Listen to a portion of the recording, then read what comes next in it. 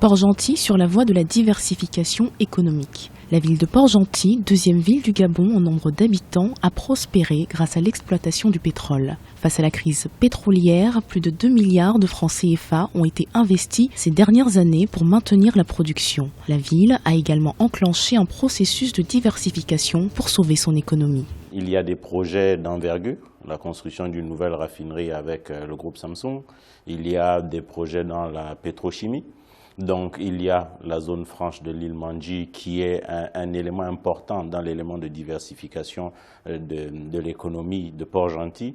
Et je pense que lorsque vous regardez tous ces éléments et vous les alliez à l'aéroport, qui est un aéroport international, et à la route qui relie Port-Gentil, non pas seulement au Gabon en tant que pays, mais au Gabon en tant que marché économique, vous comprenez bien que le potentiel futur de Port-Gentil est juste énorme. Depuis juillet 2014, le gouvernement gabonais a entrepris la construction d'une route de 12 mètres de largeur sur 93,7 km pour sortir Port-Gentil de son enclavement. Une voie de service permet déjà de relier la ville d'Omboué à Port-Gentil en 4 heures, mais dans des conditions encore difficiles. Le développement de cette infrastructure routière devrait permettre la mobilité des personnes et des biens entre Port-Gentil et le reste du continent.